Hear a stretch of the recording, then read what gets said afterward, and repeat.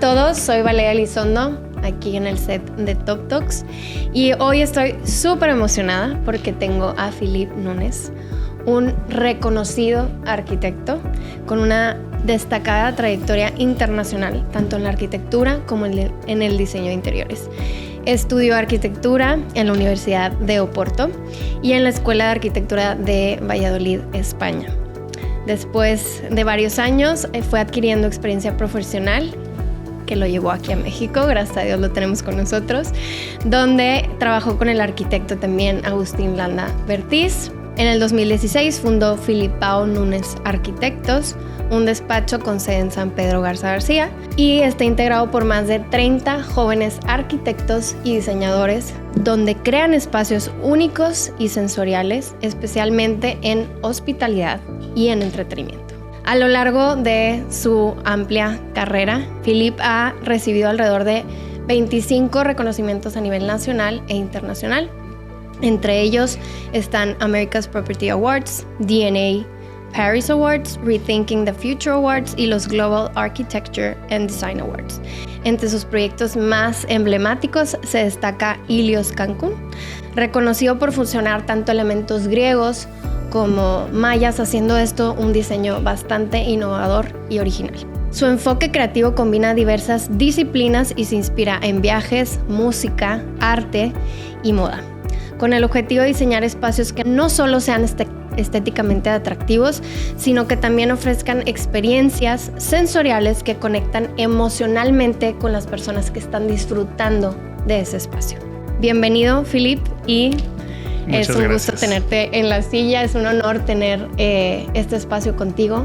Gracias por permitirnos tener un tiempo donde nos vas a platicar de todas las maravillosas cosas que has hecho y toda la bonita experiencia que estoy segura que nos vas a compartir.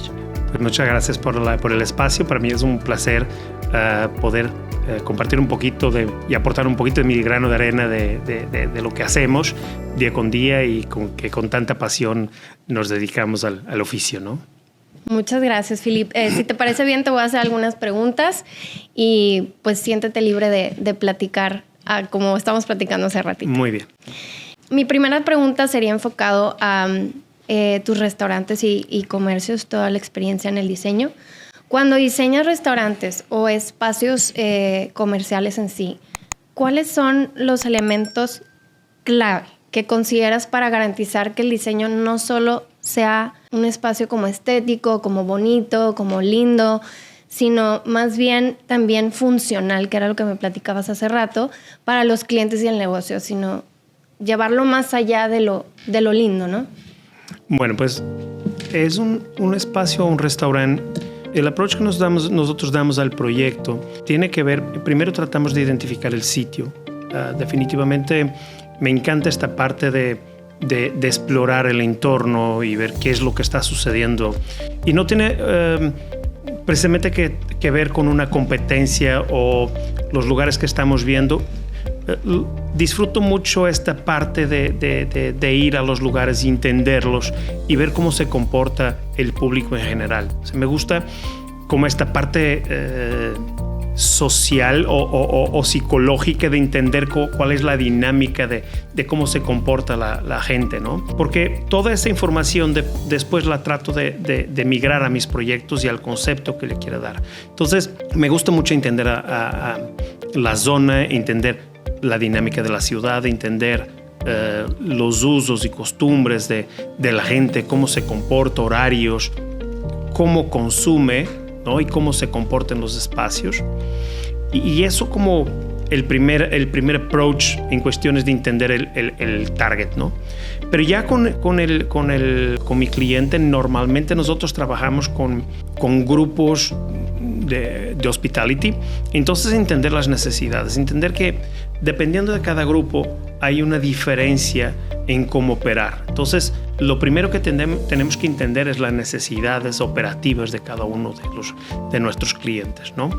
También tenemos que entender desde el momento uno todo el concepto gastronómico. Nosotros empezamos a desarrollar nuestro concepto arquitectónico para hospitalidad basado en un concepto gastronómico. Entonces, de pronto, no siempre los clientes están listos para contestarme esa pregunta, ¿no? A ver, ¿cómo es este concepto gastronómico? ¿Es para compartir? ¿No es para compartir? Las porciones, ¿cómo vienen? Porque nosotros empezamos a conceptualizar del centro de la mesa hacia afuera. Ok.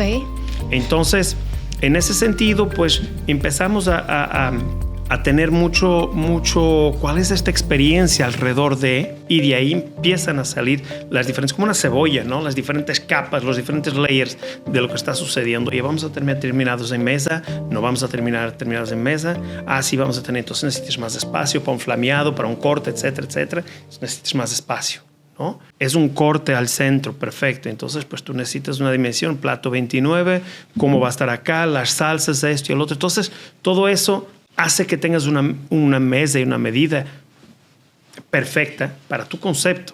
Y eso cambia si de pronto en operación te lo voy a emplatar. O sea, si viene emplatado, o sea, si yo traigo y te voy a servir directamente, ya no se queda nada aquí. Entonces puedo tener mesas más reducidas, menos espacio. Entonces son varias las variables que nosotros usamos desde un punto en nuestro primer organigrama del proyecto.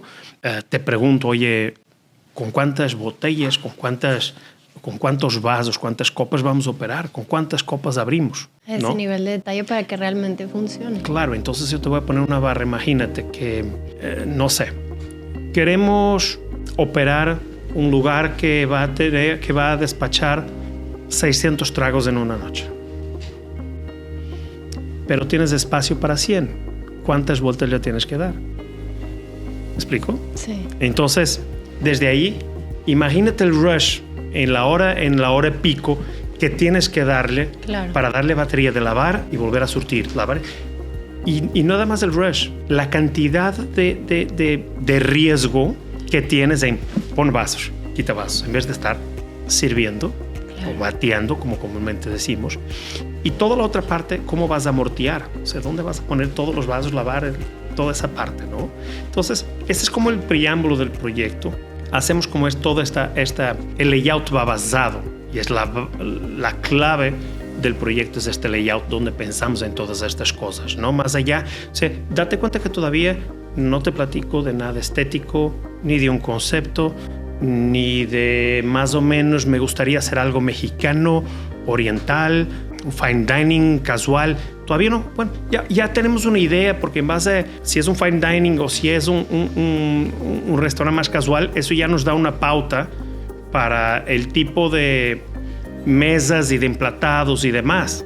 Pero todavía no definimos nada de iluminación, si es una iluminación centrada, unas de luz concentrada en mesa, o si es más iluminado. Todavía no platicamos nada de esos puntos, ¿no? Ni temperaturas de luz, ni grados de luz, nada de eso. Entonces, esos son como los puntos principales que nosotros consideramos como en este primer approach al proyecto, ¿no? Y sentir, o sea, así como nosotros queremos generar experiencias sensoriales, para mí las relaciones entre las personas, entre mis clientes, lo comentaba hace ratito, para mí son muy enriquecedores tener estos buenos clientes, uh-huh, como buenas personas, buenos empresarios que nos ayudan a hacer mejores proyectos, ¿no?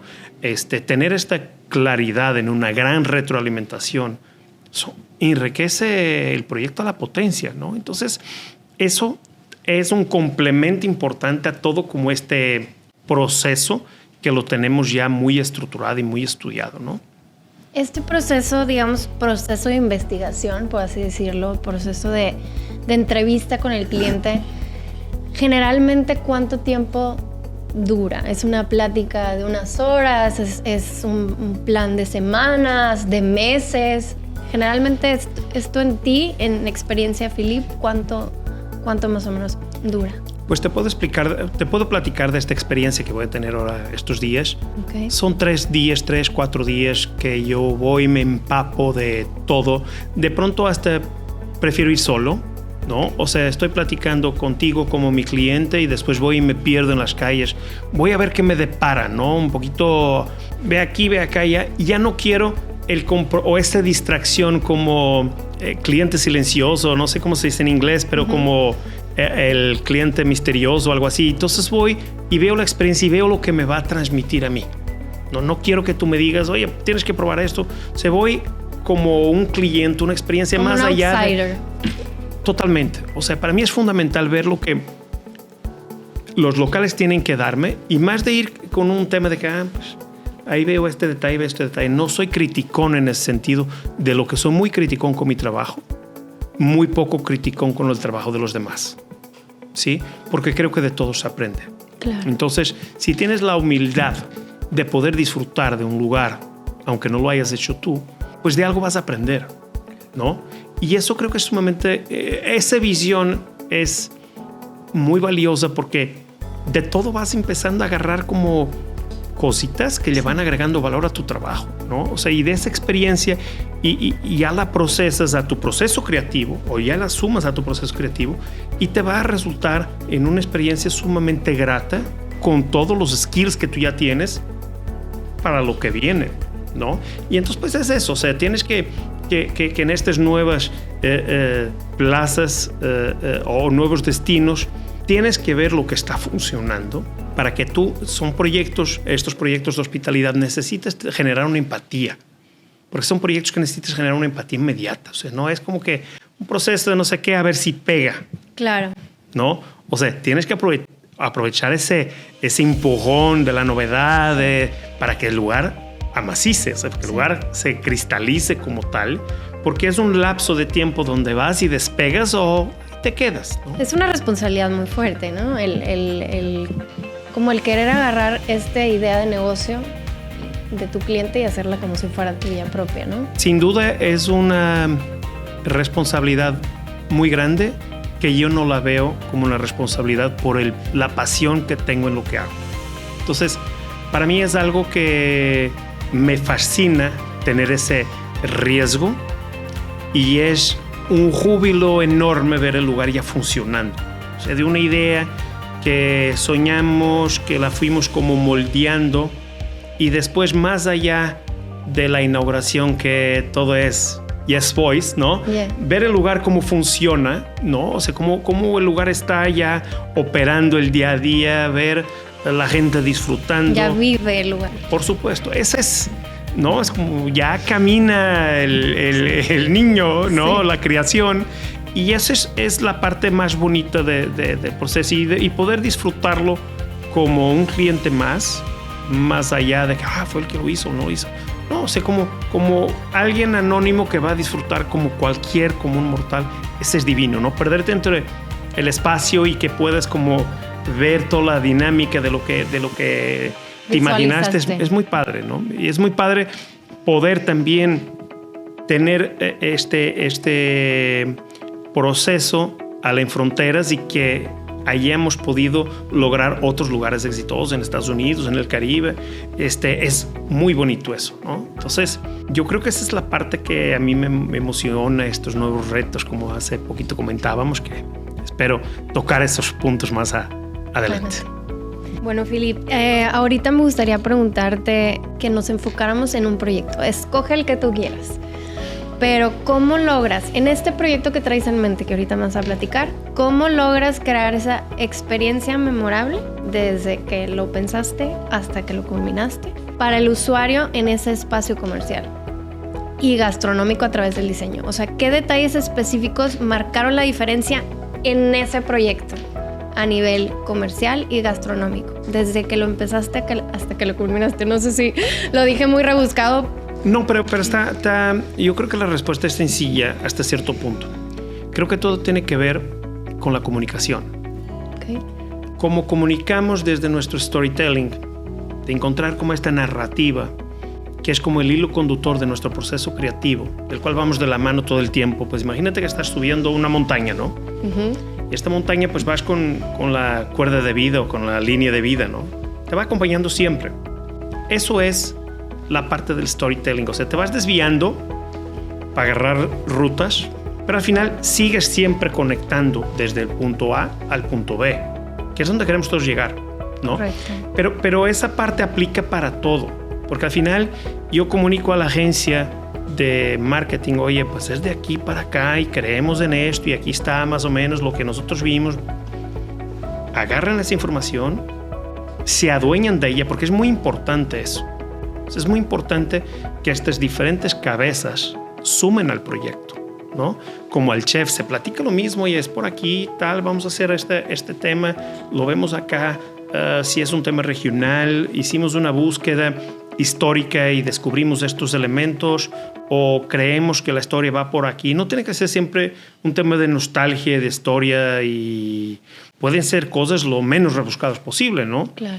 Y cosas mucho más triviales, pero siempre puedes contar una historia a partir de algo, por más trivial que sea, ¿no? Pero la idea es que se enamoren de esa idea. Por supuesto. El tema es que la idea esté tan bien conceptualizada en todos los ámbitos que genere esa empatía desde el minuto que empezamos con los teasers de publicidad, bla, bla, bla. Pues el cliente ya tiene una afinidad con lo que está sucediendo y por eso nosotros estamos siempre muy atentos a lo que está pasando en la moda, en la música, porque son un bombardeo constante de información en las redes sociales, en los videos que se hacen virales, todo eso es una constante bombardeo de información que de una manera directa o indirecta estamos expuestos y estamos consumiendo 100%. Entonces, a la hora que tú generas tu proyecto y tiene algunos guiños a estas cosas, indirectamente ya hay como una identificación, ¿no? Entonces, pues es mucho más fácil empezar como a descodificar lo que está sucediendo y si ese lugar es para mí o no es para mí. Entonces, nosotros cuando empezamos este proceso de identificar el perfil del cliente, pues también vamos a ver en el perfil sus gustos y mucho de su lifestyle, ¿no? Y entonces todo eso lo tratamos de poner en el proyecto. Y otra vez, como te digo, y todavía no hablamos nada de si es bonito, es feo o qué hacemos. O sea, estamos hablando de todo un tema mucho más rebuscado, pero al final son todos estos elementos que en conjunto te van a hacer tu proyecto y te van a dar todas estas respuestas, ¿sí? Entonces, ese es el resultado de todo lo que venimos platicando, y otra vez es el tema de la comunicación. ¿Cómo comunicamos lo que queremos transmitir? ¿Cómo te puedo decir que quiero que sea una experiencia, estas experiencias sensoriales a través del tacto, de los olores, de lo visual, de los sabores? O sea, ¿cómo hacemos que todo eso sea? Entonces, quiero comunicarte por ahí, ¿no? O sea, quiero que el cliente viva todo esto, ¿no? Tu manera de trabajar en cada proyecto que tomas o que se te presenta sobre la mesa, yo quisiera saber, a manera de Philippe como profesionista, como arquitecto, como interiorista, quisiera saber, ¿siempre ha sido Philippe así de creativo o ha sido una combinación entre la creatividad, su personalidad y la experiencia? Pues mire, yo creo que como jóvenes creativos hay un proceso donde vas explorando, y creo que es un proceso muy válido, que todos tenemos que pasar por él, en el cual echando a perder se aprende. Entonces, todos tenemos que pasar por obra, y yo quisiera que ese proceso fuera más el resultado de decisiones más que de una necesidad como tal. Estoy aquí porque tengo que generar, estoy aquí porque tengo que hacer esto, ¿no? O sea, creo que, y sobre todo para los jóvenes, es muy importante el tema de explorarlo, de explorar, oye, pues es que yo hago esto comercial, ahora quiero hacer esto residencial, ahora quiero hacer supervisión de obra, ahora quiero estar en campo, quiero embarrarme las manos en esta parte, ahora quiero hacer un tema de otro ámbito completamente distinto. Hospitales, salud, quiero hacer un tema de urbanismo, quiero hacer de espacios públicos, ¿sabes? O sea, entonces, creo que esa parte es muy importante. Entonces, el venir a otro país y empezar en este proceso de conocerme como profesionista, pues me llevó a muchos campos. O sea, hacíamos mucho y no hacíamos nada porque estaba como muy diverso y muy disperso a la vez, ¿no? Luego lo que hacíamos era lo que, como te comenté, sin una estrategia, sin una visión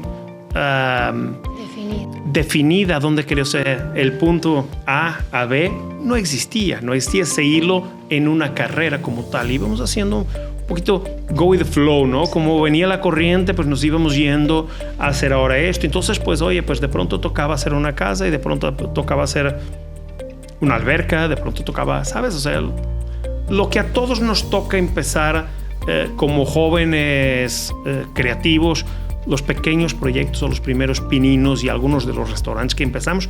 Por fortuna empecé a hacer prácticamente desde que salí con Agustín, ya todavía estando, mis primeros proyectos fueron todavía con Agustín en la Plaza 401 y fueron como mis primeros proyectos de restaurante, pero tuvo que pasar todo este proceso para yo poder lograr un enfoque y entender cuál era mi punto B, ¿no? Y como tu propósito de vida, ¿no? Mi propósito de vida, porque al final cuando yo me separo de mi ex socio, Osiel, el día que decidimos o que decido como separarme, pues yo no sabía bien el rumbo que iba a tomar esto, ¿no? O sea, la verdad es que desconocía. Sin embargo, creo que de pronto como creativos también es importante como este golpe de la realidad. No un choque fuerte como para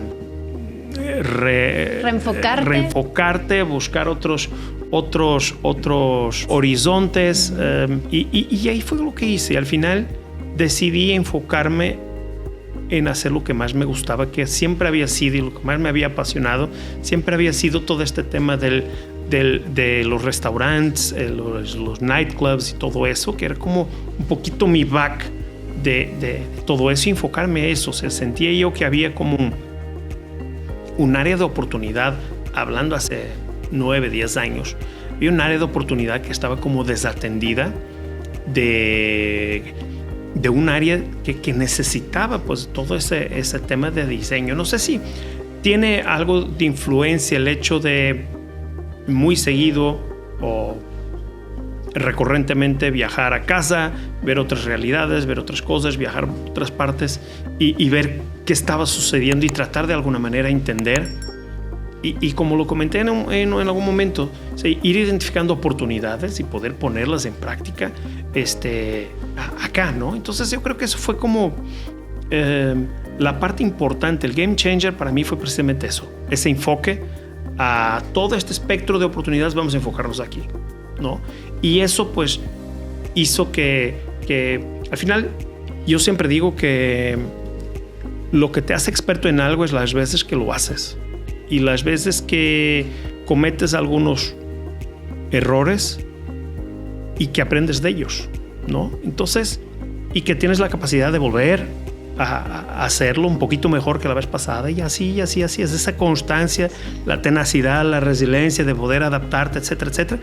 Pero sobre todo es la repetición de lo bien hecho, como ya conocimiento adquirido, y todo lo que viene con los nuevos clientes y los nuevos experiencias y también las nuevas costumbres, porque al final esto es una evolución constante, y ahorita que estamos hablando en 2025 es muy diferente del 2016, ¿no?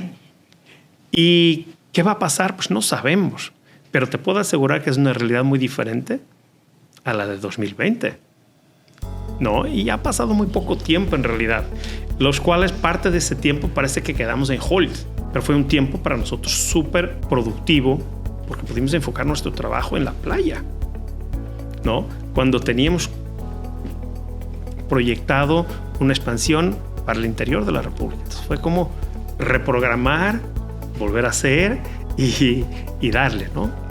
Pues somos seres humanos reprogramables y no nos queda de otra, porque como tú dices, estamos evolucionando, y más creo que es de mentes no solo creativas, sino mentes abiertas, el ampliar siempre la visión y el ver qué más hay, ¿no? Entonces, 100%. Te felicito. Gracias. Por otro lado, sí me gustaría preguntarte también si nos podrías compartir un proyecto que por los desafíos que enfrentaste te haya marcado profundamente como diseñador. Pues mira, yo sé que pueden ser muchos, Philip, pero ¿alguno que te haya marcado? Me gustaría hablar de Ilios y ponerlo en contexto. Okay.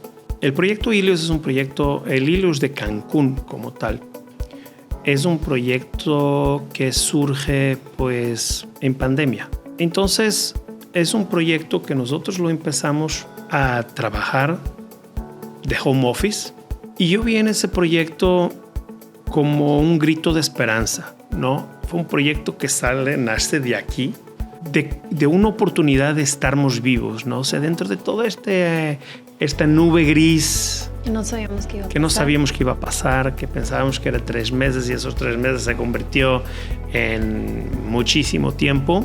Entonces yo vi en este proyecto como una gran oportunidad de mientras todos estaban pensando en cubrebocas y antibacterial, de dar como este respiro de normalidad.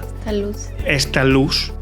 Y eso fue el enfoque. O sea, fue un proyecto que sale verdaderamente de lo más profundo mío, pero al mismo tiempo fue un proyecto que surge o que viene en una etapa. Es un proyecto que al final me agarra en una parte y que iba a decir que en la cual yo me sentía vulnerable, pero todos nos sentíamos vulnerables, ¿no? Pero al final era un proyecto que por su concepto del tema de la cocina mediterránea me recordaba a mi casa, ¿no? Y eran como un apapacho. Entonces, desde los sabores me recordaba a mi niñez.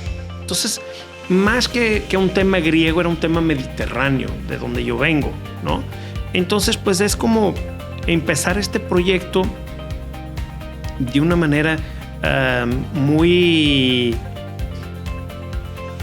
que fuera eso, que fueran esos abrazos fraternales de abuelo, de abuela, de la familia, estos abrazos de amigos, todo alrededor de la mesa, ¿no? Y siempre, como buen mediterráneo, todo es alrededor de la mesa y todo sucede alrededor de la mesa, ¿no? Entonces, como que esa carga histórica, emocional que cargaba de este proyecto, traté de inculcarla al proyecto.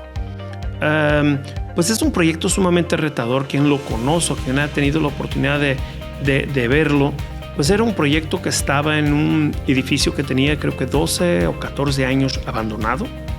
Okay. Abandonado o pues ahí estaba, ¿no? No se había hecho nada porque era un predio emproblemado, un predio que había tenido muchos... entonces estaba abandonado. Entonces, recién vine a vivir a México, me tocó ir a alguna fiesta, a algún evento a ese lugar que yo lo recordaba en mi imaginario como un lugar donde yo me la había pasado muy bien, ¿no? Entonces tenía como esa memoria de esa terraza, como en otra realidad muy distinta a cómo estaba viendo este lugar, ¿no? Entonces sentí que le podría devolver esa gloria de antaño a ese espacio, ¿no? ¿Qué es lo más retador? Fue construir a prácticamente 500 metros cuadrados arriba de la laguna, ¿no? La laguna es pues obviamente, ¿cómo lo construimos? Pues con pilotes de madera a la antigüita, ¿no? Por fricción. Entonces, cada una de las estructuras son 4 troncos de madera y entonces haces esa estructura. Entonces, son palaperos que estaban adentro de agua cualquier infinidad de horas. No recuerdo cuántos, algunos 50, 60 palaperos. Un mundo de gente, unos con cubrebocas, otros sin cubrebocas. Yo con cubrebocas y con la mica de quédate en casa.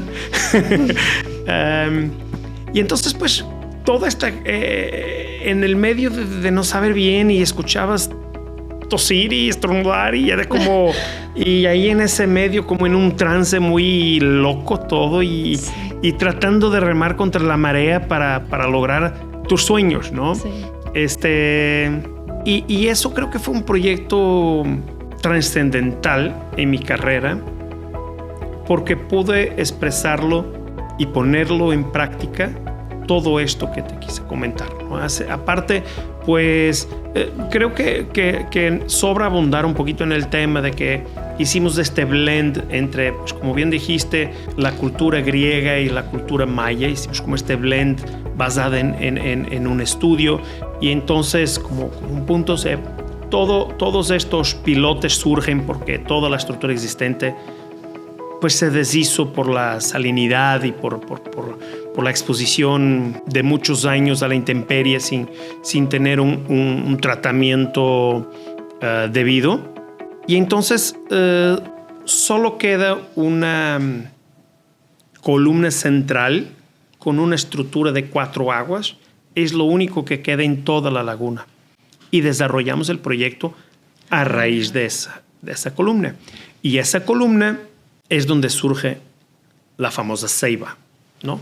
Porque en algunos de los estudios entendimos o vimos o descubrimos que la ceiba para los mayas era lo que conectaba a los humanos con los dioses. Entonces, pues para nosotros, en este caso para mí, eso era como la analogía perfecta de darle como este sentido de pertenencia, ¿no? A esta pensamiento, que era un dibujo, es un croquis súper pequeñito donde se ve como la ceiba y la ceiba como tal tiene hasta dibujado como la piramidcita, ¿no? Okay. Entonces, también, y la parte de abajo ves este tronco robusto, pero yo me imaginaba en el tema griego, el tema del tema mundano, ¿no? Y arriba era el Olimpo, que es un tema imaginario. Sí. Y todo es como... Entonces yo hice como este ejercicio, este gesto arquitectónico de diseñar pues una ceiba como un croquis, ¿no? Con curvas de nivel, como si fuera a ser un croquis, o sea, con los trazos del tronco robusto, y eso fue como el ejercicio de la ceiba, ¿no? Entonces fuimos como teniendo como estos diálogos, estas celosías que creamos otra vez, que era un blend entre lo que pasa de las grecas griegas y las grecas mayas. Hicimos como traslapamos diseños y con la CNC recortamos y fuimos haciendo como estas formas, que es lo que ves en los muros. En realidad, ¿qué significa? No significa nada, significa la fusión de 2 culturas. ¿Sí? Entonces, y lo hicimos, creo que eso fue una fortuna. O sea, usé el tiempo que se paró, o sea, que nos paramos en el tiempo, lo usé a mi favor. Entonces pudimos hacer cosas que hoy en día probablemente no podría. Entonces pudimos hacer este ejercicio de una manera sumamente tradicional y manual. Entonces hicimos positivo-negativo, ¿no? El molde positivo-negativo, y fuimos haciendo 1, 2, 3, 4, y de los 4 se convirtieron en 8 y de 8 16. Entonces fue haciendo de una manera un proceso muy artesanal, ¿no? Otra vez de manos orgullosamente mexicanas que generaban estos tiles de una manera hermosamente imperfecta, ¿no? Hermosamente imperfecta, y fue dando como esta personalidad. Recordemos que es un lugar que está en la laguna, entonces teníamos o sabíamos que esta duración de los mayas por el sol, pues como pega el sol en la laguna, como rebota, esta luz de rebote, cómo iba a reflejar y cómo iba a cobrar vida estas formas, como iban a... Entonces, tú ves el lugar de día y dices, está padre.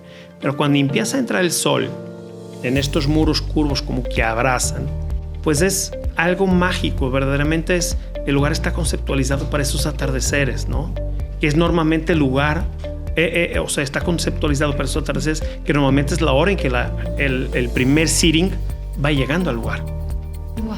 Entonces, queríamos que cuando tú llegues 5:30 de la tarde como un primer comensal, sobre todo americano, que es ese primer seeding, que te sientes como apapachadas por ese abrazo de esta luz que te reciba, y que sea como tu bienvenida.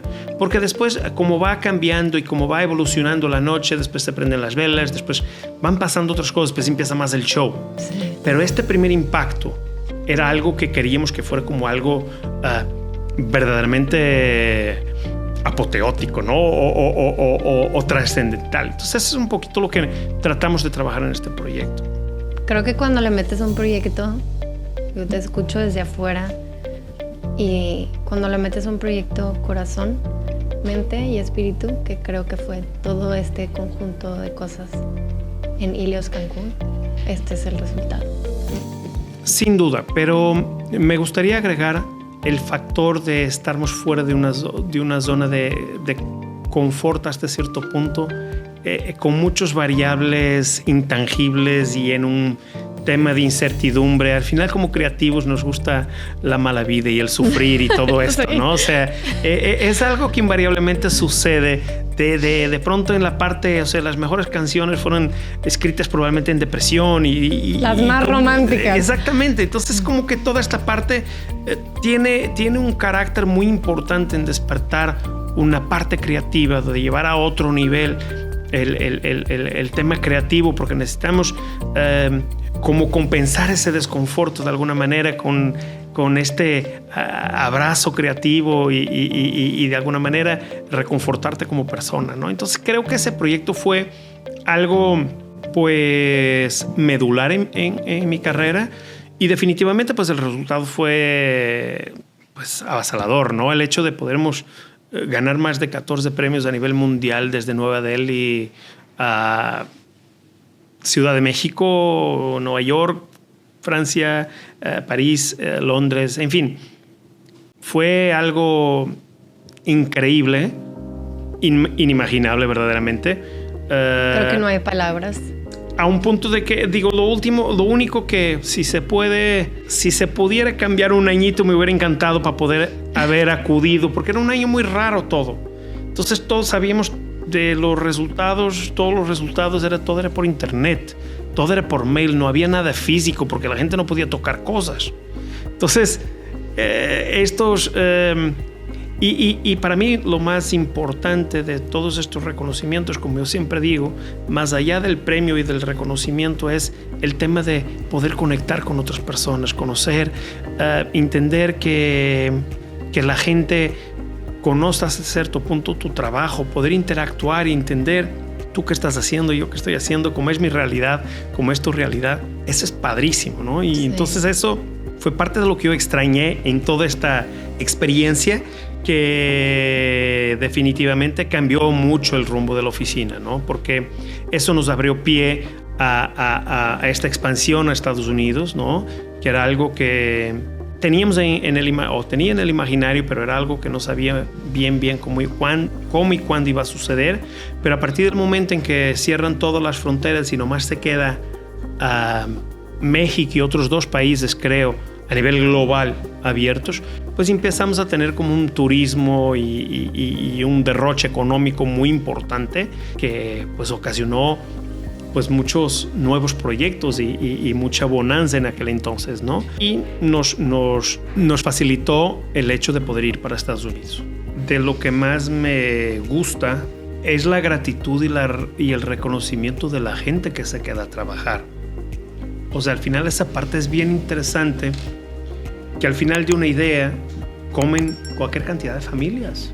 O sea, una idea, obviamente una inversión y lo que tú quieras, pero surge de una idea bien pensada, bien estructurada, bien ejecutada, bien operada, obviamente, pero es el sustento de muchas familias.